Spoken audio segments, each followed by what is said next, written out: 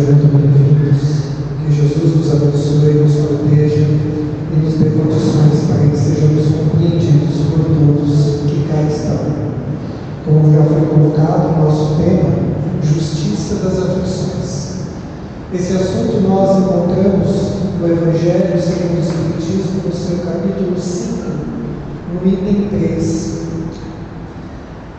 E para mim, na minha opinião, não muito, mas o capítulo 5 é um dos mais importantes do Evangelho segundo o Espiritismo, porque ele trata das experiências, das consolações que a doutrina espírita pode nos oferecer. Justiça das aflições é Kardec indagando em várias partes desse texto, porque esse texto é assinado por Kardec, e ele pergunta, ele faz várias perguntas a quem está lendo, para que a gente possa refletir a respeito do assunto. Justiça das aflições. Por que será que nós adentramos uma casa espírita? Porque muitos de nós estamos angustiados, passando por uma provação, por uma dificuldade, por uma dor, por algo que nos incomoda, algo que está nos tirando o sossego. E entramos por aquelas portas para tentar entender, explicar alguma coisa que possa fazer sentido na nossa vida. E é por isso que nesse capítulo Kardec, quando ele traz este assunto, ele busca no Evangelho uma passagem de Mateus que diz: bem-aventurados os que choram, porque serão consolados. Bem-aventurados vós que sois pobres, porque vosso é o reino dos céus. Bem-aventurados vós que agora tendes fome, porque sereis saciados. Ditosos sois vós que agora chorais, porque rireis. Mas, ai de vós, ricos, que tendes no mundo vossa consolação. Ai de vós que estáis saciados, porque tereis fome. Ai de vós que agora rides, porque sereis constrangidos a gemer e a chorar. Então esse texto que nós encontramos no Sermão da Montanha, Jesus faz uma análise profunda dos nossos sofrimentos, das nossas dificuldades pelas quais nós estamos passando aqui na Terra. E nós entendemos que nós não viemos para uma instância de prazeres. Nós estamos aqui com um objetivo muito importante, que até o momento nós temos uma certa dificuldade em compreender. Então, nesse item 3, Kardec ele começa o seu texto exatamente assim: somente na vida futura podem efetivar-se as compensações que Jesus promete aos aflitos da terra. Sem a terceira certeza no futuro, isso seria uma mentira. Então, o que Kardec está colocando é o seguinte: a gente passa pelas dificuldades porque existe algo além dessa vida material que nós nos encontramos. Nós ainda, infelizmente, não temos essa absoluta certeza. Nós temos uma ideia de que existe vida após a morte, mas essa certeza absoluta não temos. Por que digo isso? Porque nós ainda somos muito materialistas. Nós vivemos o mundo de forma que nós nos apegamos demais às coisas aqui da Terra. Então nós temos essa dificuldade de aceitar que esta é a realidade. Mas quando Jesus traz este poema das bem-aventuranças, o que ele quer dizer? O que significa exatamente bem-aventurado? E essa palavra ela pode ser trocada por feliz. Bem-aventurado é feliz. E aflito? O que é o aflito? Aflito, segundo o dicionário, é aquele que está com angústia, preocupado, torturado, agoniado, inquieto. E quando a gente junta essas duas palavras, a gente acredita que Jesus não estava bem das ideias. Porque feliz é aquele que está com angústia aquele que está torturado, feliz é aquele que está agoniado, que está inquieto. Será que Jesus tinha razão em dizer dessa forma, essa frase? E quando a gente pensa a respeito, sim, Jesus tinha toda a razão e faz todo sentido. Feliz é aquele que está agoniado, por quê? Porque ele já tomou consciência de que alguma coisa não vai bem na sua vida. E ele está agoniado porque ele quer uma resposta. Ele quer algo diferente, quer algo novo, quer algo que faça sentido na sua vida. Feliz é aquele que está inquieto, porque não está simplesmente esperando a vida acontecer. Ele está indo atrás de algo que faça sentido na sua vida. Feliz é aquele que está preocupado. Por que eu falo preocupado e não preocupado, como normalmente todo mundo faz? Porque preocupado significa que eu estou ocupado previamente com alguma coisa que eu não sei se eu tenho condições de resolver. Então eu me ocupo com algo que eu não está nas minhas mãos, na posse daquilo que eu possa realizar. Então feliz é aquele que se ocupa com algo que possa resolver.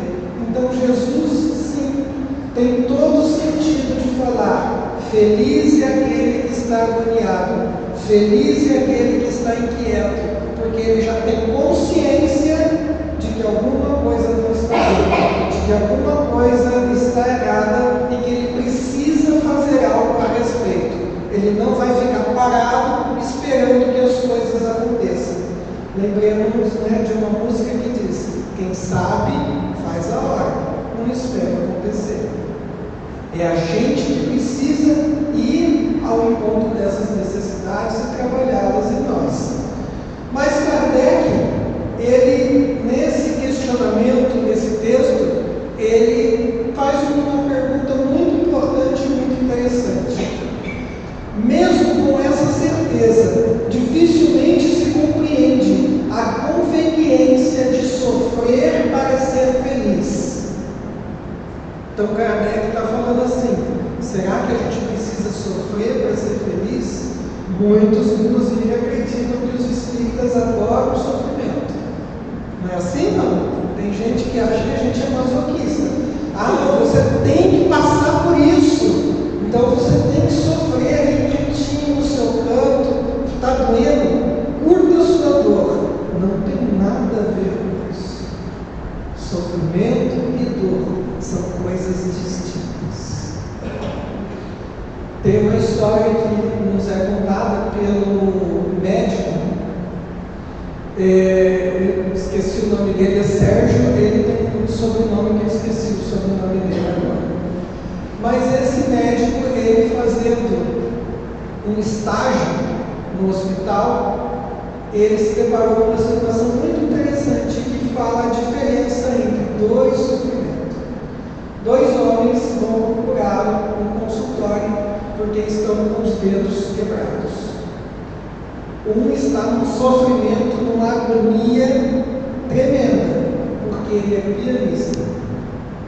Dedo quebrado, um acidente doméstico, está lhe causando muito sofrimento, porque além da dor de estar com os dedos quebrados, ele não vai poder exercer aquilo que ele mais gosta, que é a música. Então ele vai ter que se adequar a uma nova situação por algum tempo. E um outro homem vai procurá-lo, não está sofrendo absolutamente nada, está sentindo dor, mas não está sofrendo, porque ele vai tirar 40 dias de licença do trabalho. Quando ele quebrou o dedo, ele próprio bateu com a barriga. Então nós vamos ver que sofrimento é uma coisa, dor é outra completamente diferente. Todos nós passamos pela dor. Aí já sofrer pela dor que nós estamos passando é uma condição nossa. É nós que vamos sofrer. Então, se eu estou passando por uma dor, por uma provação, por uma dificuldade, isso vai ser uma lição importante para que eu saia mais forte daquilo que eu estou passando. Porém, eu não preciso sofrer, porque o sofrimento sofrimento é uma opção. Mas será que na doutrina espírita nós encontramos algo que possa nos ajudar para compreender melhor essa questão do sofrimento? Sim, na questão 133 do Livro dos Espíritos. Kardec faz a seguinte pergunta: tem necessidade de encarnação os espíritos que desde o princípio seguiram o caminho do bem? Ou seja, eu, como espírito, sempre procurei fazer o bem. Eu tenho que encarnar, mesmo assim, eu tenho que vir para a Terra, porque vamos nos lembrar, a Terra é um lugar, infelizmente, ainda de muita dor, de muito sofrimento. É onde a gente vem restabelecer os nossos equilíbrios por conta dos desequilíbrios de outras épocas. Então, será que tem que encarnar, mesmo que eu tentei fazer tudo certinho? E olha a resposta dos Espíritos: todos são criados simples e ignorantes. Ou seja, todos nós, Espíritos, somos criados simples e ignorantes. E se instruem nas tribulações da vida. Ou seja, nós precisamos da dificuldade para adquirir experiência. Simples assim. A resposta não é complexa. Então nós precisamos das experiências, das tribulações da vida corporal para que a gente possa aprender a lidar com os problemas. Deus, que é justo, não podia fazer felizes uns sem fadigas e trabalhos, consequentemente sem mérito. Então, para você crescer, você precisa de mérito. Para você ter mérito, você tem que trabalhar. Para você trabalhar, você tem que estar aqui encarnado. Lidando com o Valdir, por exemplo, né, as pessoas difíceis que a gente tem que lidar, tem que suportar, superar. Então, nós precisamos das nossas relações justamente para desenvolver as nossas potencialidades. Então, a resposta dos Espíritos é muito clara com relação a isso. Mas Kardec, mesmo diante dessa clareza, Kardec não se deu por convencido, e ele continua perguntando: mas então, de que serve aos Espíritos terem seguido o caminho do bem, se isso não nos isenta dos sofrimentos na vida corporal? De que adianta eu fazer o bem se eu vou ter que sofrer aqui na Terra? E aí eu vou contar uma coisa para vocês. Imaginem dois alunos. Um aluno chega no horário, presta atenção na aula, faz todas as tarefas, faz todos os trabalhos. A molecada chama ele para poder brincar na rua. Ele não, primeiro eu tenho que estudar, depois eu vou brincar. Então, tem uma festa, não, eu amanhã tenho prova, eu tenho que estudar. Ele está se sacrificando, ele está se dedicando, ele está sendo disciplinado para poder realizar a tarefa que lhe compete. E tem um aluno que é aquele justamente que vai para a festa, que vai para o futebol, e que brinca, e que não se preocupa com nada, falta, não presta atenção, não faz a tarefa. No final do ano, o que vai acontecer com o aluno desleixado? Normalmente repetiria, né? Mas vamos seguir essa lógica. Ele repete de ano. E o aluno esforçado, que se sacrificou, que sentiu dor porque ele teve que se empenhar naquilo que ele estava se propondo, o que ele vai fazer? Vai passar de ano.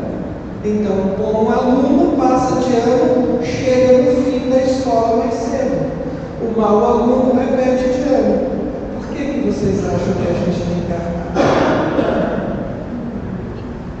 Porque a gente não aprendeu as lições que a gente precisava aprender. E a resposta dos Espíritos a esse questionamento de Kardec, eu só fico na primeira frase, que é assim: chegam mais depressa ao fim. Então, eu preciso estar aqui para chegar mais depressa a esse fim. Qual que é esse fim? É chegar à perfeição, chegar à felicidade plena. Nós vamos chegar, mas para isso precisa disciplina, dedicação da minha parte e tudo mais.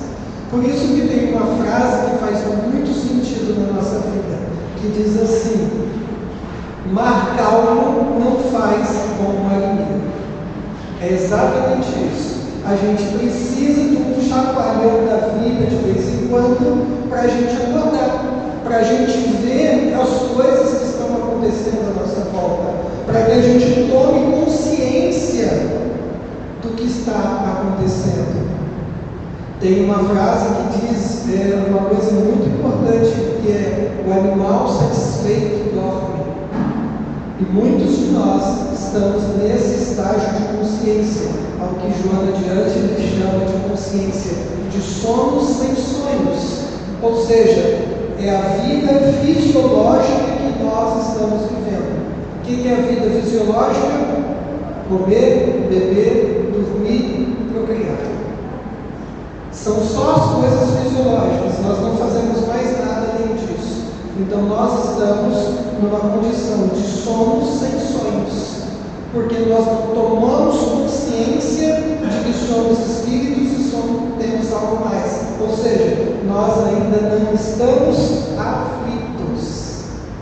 Precisamos acordar dentro dessa perspectiva da aflição. A aflição é bom, não é ruim. Nos ajuda a acordar, a despertar. Mas Kardec, no texto, ele pergunta: por que alguns sofrem mais do que os outros? Por que tem gente que passa por tanta dificuldade e tem gente que passa pelas coisas, parece que a vida é um mar de rosas, nunca dá nada errado, é tudo bom, tudo certinho. E aí eu conto uma história que nós encontramos, não é história, é uma história, no livro Missionários da Luz. André Luiz, ele vai visitar o departamento de reencarnação de nosso lar. Lá ele conhece Manassés. O Manassés é um dos responsáveis ali pelo lugar, e ele está tratando com diversas pessoas acerca das suas encarnações. Porque eu não sei se vocês sabem, de acordo com a questão 258 do Livro dos Espíritos, nós, antes de encarnar, nós temos um planejamento reencarnatório. Ou seja, aquilo que nós precisamos executar como tarefa aqui na Terra. E uma dessas pessoas que está conversando com Manassés é o Silvério. E o Silvério está muito apreensivo, ele está com medo da encarnação. Por quê? Porque ele já errou muito no passado. E ele fala o seguinte: o meu medo é que quando a gente está lá, a gente se esquece das coisas. E esse esquecer nos dá a liberdade de cometer novos erros, de seguir por caminhos ainda viciados, porque nós ainda temos muitos hábitos negativos e ruins. Então o Manassés está preocupado com isso. E aí ele fala: não, fica tranquilo que vai dar tudo certo. Nós estamos aqui torcendo por você e vamos cuidar de você lá na esfera física. E o Manassés fala uma coisa importantíssima que tem a ver com isso que Kardec questiona. Por que uns sofrem mais que os outros? O Silvério aceitou a proposta dos amigos espirituais para que ele reencarnasse como defeito na perna. E Manassés fala: que bom que você aceitou. E sabe qual foi a resposta dele? Sim, eu precisava desse defeito nas pernas justamente para evitar a vaidade novamente e não cair em erro e não cometer os mesmos erros. Então ele escolheu vir com um problema nas pernas para que ele pudesse seguir na sua jornada e não caísse novamente nos erros que tinham acontecido. Por que uns sofrem mais que os outros? Porque foi uma escolha nossa para que a gente não errasse novamente. Tem uma frase que todo mundo gosta, né? Nossa, mas aquela pessoa não faz isso. Se fosse eu no lugar dela, e aí a gente responde, né? Deus não dá asa para a cobra, né? Não é assim? Que bom, né? Que bom. Então, os problemas, as dificuldades que nós temos, é essa justiça de Deus como cercas nos impedem da gente ultrapassar certos limites. Então, a pergunta de Kardec, ela está respondida nessa questão. Mas Kardec ainda continua, né? Por que uns nascem na miséria e outros nascem na opulência, sem coisa alguma haverem feito que justifique essas posições? Por que uns nascem com tanto e outros com tão pouco? Porque a gente nasce em Alphaville e tem gente que nasce em barracos que não tem nenhuma estrutura, tem dificuldades.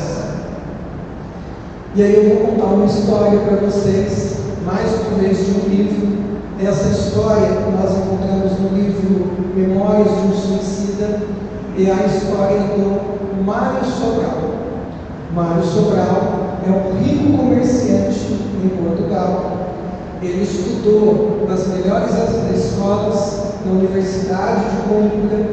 Ele tem uma família muito bonita, ele tem conhecimento, tem cultura, tem essa família, tem riqueza, é muito rico, tem empregados, tem tudo à sua disposição. E além de tudo isso, ele tem uma amante, a Eulina.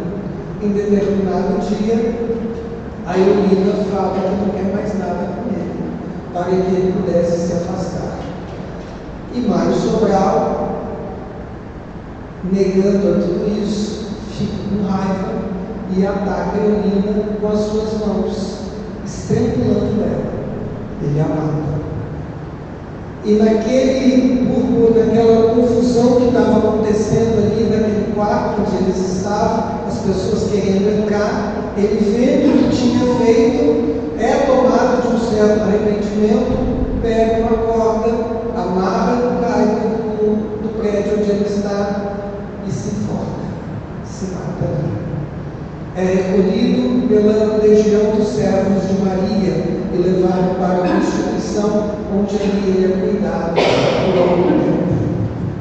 Mas o Mário Sobral carregava na alma uma culpa muito grande. Em determinado momento, ele revela aos benfeitores espirituais que cuidam dele: eu preciso reencarnar, eu preciso esquecer o que eu fiz. Vocês vejam a bênção que é o esquecimento. Ele pediu para reencarnar, esquecer o que ele tinha feito. E aí a gente fica tentando saber o que eu fui na vida passada. Deixa lá atrás, não mexe não. Não revira o lixo não, porque a gente não vai gostar do que a gente vai encontrar. Então ele tem essa tristeza profunda, essa condição, essa situação, e a sua culpa é tão grande que as suas mãos espirituais, ou do perispírito, estão desintegrando, ele está perdendo as mãos, de tamanha culpa que ele carrega. Então ele pede para reencarnar, e assim é feito. Ele reencarna no Brasil, no Rio de Janeiro, filho de uma prostituta, que não podendo levá-lo para o trabalho, deixa uma lavadeira humilde na favela para que ela cuide dessa criança, e essa mãe, ela dá uma ajuda mensal para essa lavadeira. Só que passado algum tempo, a mãe some e a lavadeira fica com a criança cuidando. Morador de favela, negro, preto, sem as duas mãos, não vai ter condições de estudar, não vai ter condições de ter uma vida digna, uma vida miserável. E a mãe que cuida dele, a lavadeira, é justamente a mulher que ele havia assassinado no passado. Então essa é uma história que nós encontramos nessa obra, mostrando por que uns nascem tão ricos, por que outros nascem tão pobres. Porque infelizmente, nós tivemos poder, tivemos dinheiro, tivemos condições e não aproveitamos a oportunidade. Quando a gente não aproveita a oportunidade, o que Deus manda para a gente? Você não aprendeu, agora você vai ter que aprender a lidar sem. aí a gente fica com saudade de tudo aquilo que teve no passado. E aí fica, muitas vezes, meu Deus foi malvado comigo, nada dá certo na minha vida, e a gente se esquece que nós somos espíritos reencarnados. E ali nada mais é do que a manifestação da justiça de Deus nas nossas vidas. Mas Kardec ainda continua perguntando, mais uma vez, por que será que uns nada conseguem ao passo que a outros tudo parece sorrir? Todavia, o que ainda menos se compreende é que os bens e os males sejam tão desigualmente repartidos entre o vício e a virtude, e que os homens virtuosos sofram ao lado dos maus que prosperam. E aqui eu vou contar uma outra história. Por que eu estou contando histórias? A gente não está falando de justiça das aflições? Qual que é a melhor forma da gente aprender? Ouvindo histórias de quem está passando por isso. Por que está passando por isso? Entendendo essas razões. E essa história é do Maurício. Esse Maurício é um amigo de uma palestrante espírita que o qual eu inclusive recomendo assistirem. Ela é de Brasília, é a Maíse. A Maíse é sensacional. E ela conta a história do Maurício, um amigo dela. Esse Maurício, um homem bom, honesto, trabalhador, bom pai, bom filho, um bom amigo, estava com problemas de saúde, desempregado, devendo até as cuecas, tudo, passando por um monte de problema, um monte de perrengue. E ele não entendia por que ele estava passando por tudo isso. E ele foi até o Chico Xavier para questionar o Chico por que desse sofrimento, E quando ele fala disso, ele fala: Chico, eu estou passando por tantas essas dificuldades, e o meu vizinho, que é um caralho, é um homem horrível, é um mau pai, um mau vizinho, um mau empregado, ele tem uma saúde de ferro, tem o dinheiro que quer, tem tudo, e nada acontece de ruim na vida dele. Por que isso acontece, Chico? E o Chico levanta, simplesmente abraça o Maurício e fala: Maurício, sossego com essa. O seu vizinho está plantando. Que bom que eu e você já estamos colhendo.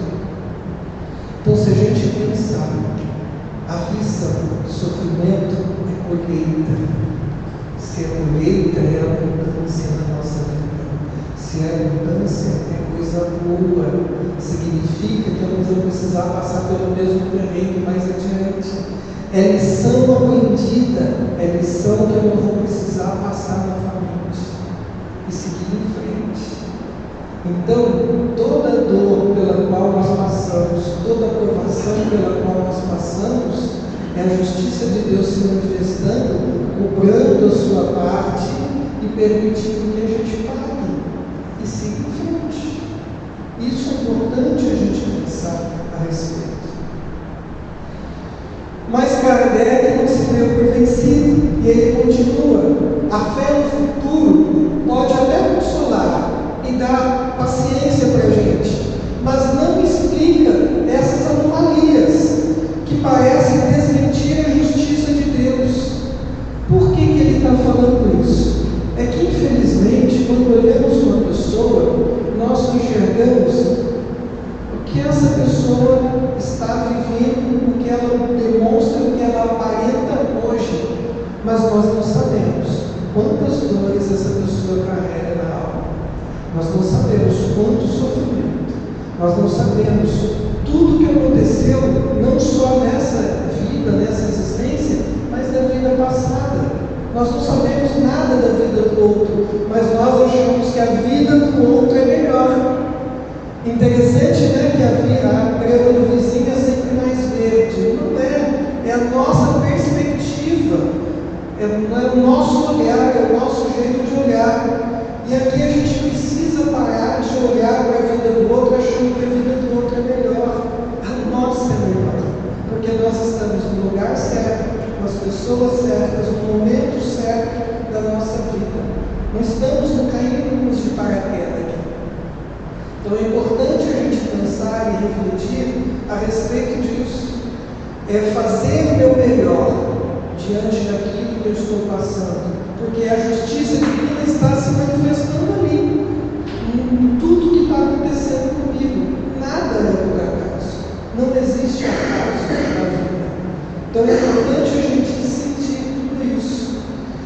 E aí Kardec então coloca a seguinte frase: entretanto, desde que se admita a existência de Deus, ninguém o pode conceder sem o infinito das imperfeições.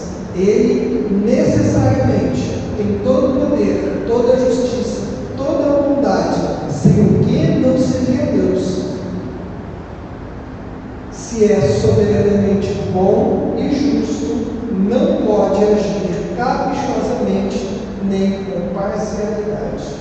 Então a justiça de Deus ela é equânime para todo mundo, funciona igual para todos, ninguém é privilegiado. Se alguém não está sofrendo hoje, é porque não tem condições, porque a gente sabe que nós vamos ter o sofrimento, a dor, de acordo com a possibilidade, a condição que eu tenho de suportar essa dor. Ninguém vai ser colocado, nós não teremos sobre os nossos ombros algo que a gente não pode suportar. E aí Kardec continua dizendo: logo, as vicissitudes da vida derivam de uma causa, e pois que Deus é justo, há de ser justa esta causa. Então tudo é justiça. E um exemplo disso, para a gente contar mais uma história, também nós encontramos no livro Missionários da Luz, no mesmo momento que André Luiz está conversando com Manassés, que veio o Silvério, veio uma outra pessoa, veio a Anacleta. A Anacleta é uma senhora muito bonita, segundo André Luiz, que vinha buscar o planejamento reencarnatório dela e de 4 filhos. E o Manassés fala: essa é uma vitoriosa, essa é uma mãe que tem muita coragem, porque você acredite, ela vai reencarnar e vai levar 4 filhos que hoje se encontram nas zonas umbralinas, nas trevas, em lugares bastante pesados. E ela responde da seguinte forma: não sou vitoriosa, muito menos corajosa, porque a mãe que não cumpriu os seus deveres no passado tem que retornar e reencaminhar os seus filhos. Quando ela sai, Manassés conta a história dela, que ela é uma mãe muito zelosa, ela mimava demais os 4 filhos que ela tinha. Apesar do marido sempre tentar mudar essa condição, ela fazia tudo pelas crianças, pelos filhos, e não deixava que nada faltasse, que eles não se aborrecessem com absolutamente nada. E por causa disso, as crianças se tornaram adolescentes terríveis e partiram para o crime. E nessa condição, os 4 morreram muito cedo, em condições bastante lamentáveis. E Manassés fala: eles já estão no plano espiritual, nas trevas, há 35 anos. E essa mãe vai reencarnar, vai casar-se novamente e vai ter as 4 crianças para que eles possam ser reconduzidos. Mas aí vai acontecer uma coisa: ela vai se tornar viúva logo cedo. Por que será que ela vai se tornar viúva? O marido tentava educar, ela não deixava. Então ela teria que passar por isso sozinha. As 4 crianças que reencarnariam, 2 meninos com problemas mentais, um com problema físico e uma menina com problemas também. Então os 4 estariam nesta condição. Então nós vamos ver que há uma justiça aí sim, por conta de, infelizmente, nós não temos cumprido os os nossos deveres enquanto nós estávamos encarnados. Então isso é importante a gente refletir. A justiça das aflições, ela existe por conta exatamente dessas explicações que nós demos, porque Kardec ele termina o seu texto dizendo o seguinte: isso, o que cada um deve bem compenetrar, por meio dos ensinos de Jesus, Deus pôs os homens na direção dessa causa, e hoje, julgando suficientemente maduros para compreendê-la, lhes revela completamente a aludida causa por meio do Espiritismo, isto é, pela voz dos Espíritos. O que Kardec está colocando aqui é que a mediunidade veio nos trazer, veio resgatar histórias de espíritos que, por conta dos seus sofrimentos, por conta das suas dores, vem nos instruir, vem nos mostrar que se a gente não cumprir aquilo que a gente precisa cumprir, enquanto aqui na Terra, nós também sofreremos. E aí a gente finaliza com uma frase de Platão que diz assim: o homem inteligente aprende com seus próprios sofrimentos, o homem sábio aprende com sofrimentos alheios. Que essas histórias nos inspirem e nos ajudem para que a gente possa aprender a lidar com as dores, com as provações, porque são necessárias para o nosso crescimento e engrandecimento espiritual. Que Deus nos abençoe a todos. Muita paz.